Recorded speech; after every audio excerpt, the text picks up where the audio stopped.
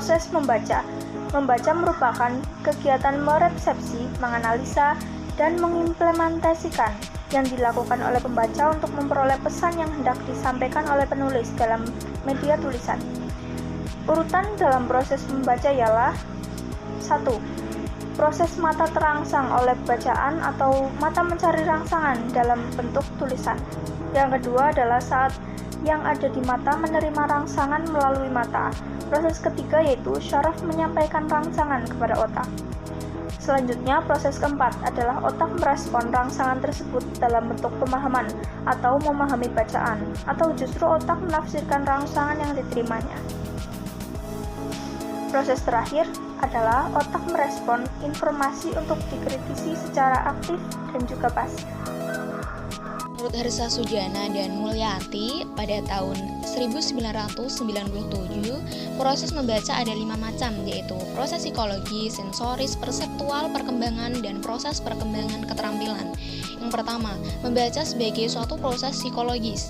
Membaca dengan proses psikologis ialah membaca yang melibatkan unsur psikis atau mental dalam memahami suatu informasi.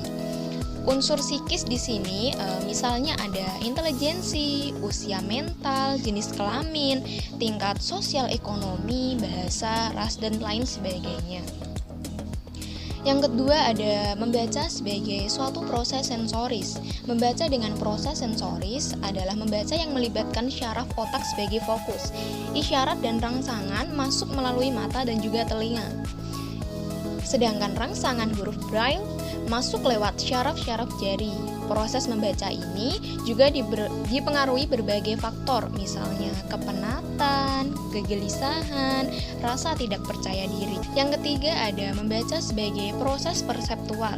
Proses perseptual mempunyai kaitan yang erat dengan proses sensoris. Secara umum, persepsi dimulai dengan melihat, mendengar, mencium, mengecap, dan juga meraba. Namun, dalam kegiatan membaca cukup memperhatikan pada indera penglihatan dan juga indera pendengaran. Yang keempat ada membaca sebagai proses perkembangan. Membaca pada dasarnya merupakan proses perkembangan yang terjadi pada sepanjang hayat manusia. Meski membaca merupakan proses perkembangan, geraknya tidaklah berada dalam jarak-jarak yang beraturan dan tidak perlu tertentu waktunya. Yang terakhir ada membaca sebagai suatu proses perkembangan keterampilan. Sebagai perkembangan keterampilan, mengandung arti membaca merupakan sebuah keterampilan berbahasa yang sifatnya objektif, bertahap, merupakan perkembangan konsep, pengenalan dan juga identifikasi, serta merupakan interpretasi mengenai informasi. Membaca meliputi membaca survei atau survey reading, membaca sekilas atau skimming reading, dan membaca dangkal atau survey reading. Membaca survei. Agar kita dapat membaca suatu buku dengan cepat dan sesuai dengan tujuan kita, maka kita harus mensurvei buku itu atau kita melakukan peninjauan terhadap buku itu. Survei atau prakata adalah teknik untuk mengenal bahan sebelum membacanya secara lengkap. Dilakukan untuk mengenai organisasi dan ikhtisar umum yang akan dibaca. Membaca sekilas atau skimming. Membaca sekilas adalah jenis membaca yang membuat mata kita bergerak dengan cepat, melihat, memperhatikan bahan tertulis untuk mencari serta mendapatkan informasi. Membaca dangkal atau supervisor reading, membaca dangkal untuk mendapatkan pemahaman yang dangkal yang bersifat lancar yang tidak mendalam bahasa bacaan. Membaca intensif adalah studi seksama telaah isi penggunaan terperinci yang dilaksanakan di dalam kelas terhadap suatu tugas pada kegiatan membaca. Yang termasuk kegiatan membaca model ini adalah membaca telaah isi atau content study reading, membaca telaah bahasa atau linguistic study reading. Membaca telaah isi. Dalam membaca telaah isi menuntut adanya ketelitian, pemahaman, kekritisan berpikir, serta terampil dalam menangkap ide-ide yang terdapat dalam bacaan. Membaca telaah isi ini mencakup 4 hal, yaitu 1. Membaca teliti. Dalam kegiatan ini dibantu dengan metode SQ3R. 2. Membaca pemahaman.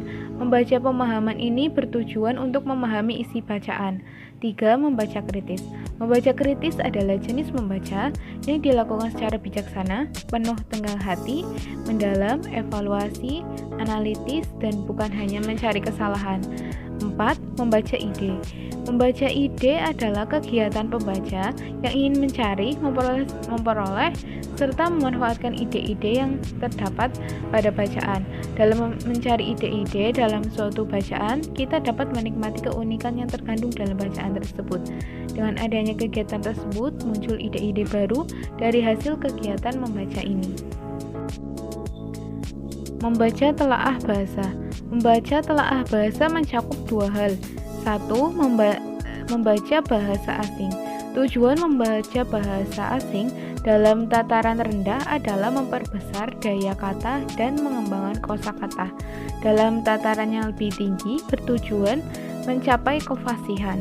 2. Membaca sastra. Membaca sastra adalah kegiatan membaca karya-karya sastra baik dalam hubungannya dengan kepentingan apresiasi maupun dalam hubungannya dengan kepentingan studi atau kepentingan pengkajian. Kesimpulan, jadi jenis membaca terdiri dari membaca survei, membaca sekilas, membaca dangkal, dan membaca intensif. Survei atau prakata adalah teknik untuk mengenal bahan sebelum membacanya secara lengkap. Membaca sekilas adalah jenis membaca yang membuat mata kita bergerak dengan cepat, melihat, memperhatikan bahan tertulis untuk mencari serta mendapatkan informasi. Membaca dangkal biasanya dilakukan demi kesenangan, membaca bacaan ringan yang mendatangkan kebahagiaan di waktu senggang. Membaca intensif adalah studi seksama, telaah isi penggunaan terperinci yang dilakukan di dalam kelas terhadap suatu tugas pada kegiatan membaca.